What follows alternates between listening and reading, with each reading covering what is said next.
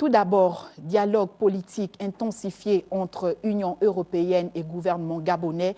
Une séance de travail a eu lieu dernièrement entre le Gabon et l'Union européenne pour le suivi des conclusions. Plusieurs points ont été abordés au cours des échanges fructueux qui se sont d'ailleurs achevés sur un rapport final du groupe de travail. Regardons donc le communiqué de presse de cette rencontre, lu ici par l'ambassadrice de l'Union européenne au Gabon, Rosario Bento País. Elle est au micro de Patricia Lidi Mouélé et Cyriaque Harris.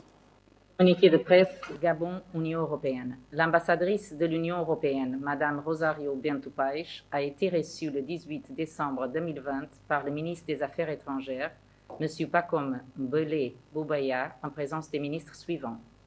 Madame Denise Mekamne Élisée Tati, ministre d'État, ministre des Relations avec les institutions constitutionnelles et les autorités administratives indépendantes.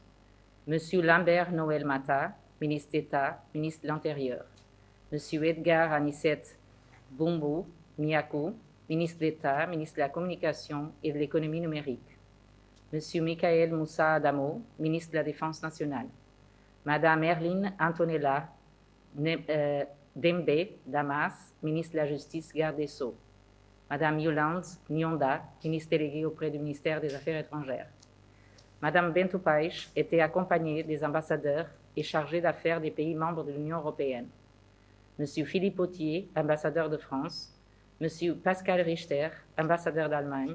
M. Nicolas Merino Cubillo, chargé d'affaires d'Espagne. Madame Sandra Vitale, chargée d'affaires d'Italie. M. Jean-Jacques Forté, conseiller politique de la délégation de l'Union européenne.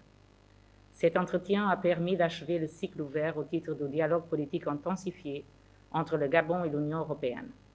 Les deux parties ont pris acte du rapport final du groupe de travail conjoint de suivi des conclusions du dialogue politique intensifié mis en place le 16 décembre 2019. Ce groupe de travail a pu aborder et discuter de tous les sujets de manière documentée sur la base notamment des réglementations et bonnes pratiques en vigueur dans les pays de l'Union européenne et au Gabon. Le groupe de travail a notamment traité des détentions irrégulières, particulièrement des détentions provisoires en dépassement des délais légaux liées ou non aux violences post-électorales de 2016 et des réparations dues aux victimes éventuelles de celles-ci. Les autorités gabonaises ont informé la partie européenne de la création, le 24 novembre 2020, d'une commission ad hoc chargée d'examiner la régularité des détentions, particulièrement des détentions provisoires en dépassement des délais légaux.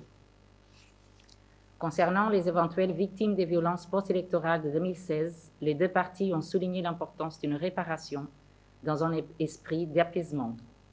La partie gabonaise a souligné qu'elle n'avait connaissance à ce stade d'aucune enquête judiciaire ou administrative ouverte concernant ces faits. Elle a assuré que si des informations étaient apportées, ou si des victimes présumées ou leurs familles déposaient des plaintes, elles seraient traitées en droit. La partie européenne en a pris acte tout en soulignant l'intérêt d'établir, par ailleurs, une procédure informelle qui permettrait de recevoir et de traiter les dossiers de potentielles victimes ou de leurs familles en vue d'éventuelles réparations des dommages. Par exemple, médiateur, commission ad hoc, CNDH. La rencontre du 18 décembre 2020 a également permis d'examiner des perspectives de coopération entre le Gabon et l'Union européenne et la façon dont celle-ci pourra appuyer le Gabon, notamment dans les domaines des droits de l'homme, y compris dans le cadre de la préparation du prochain examen périodique universel et du renforcement du système judiciaire. Pour conclure, les deux parties ont convenu de tenir une réunion formelle début 2021 dans le cadre de leur dialogue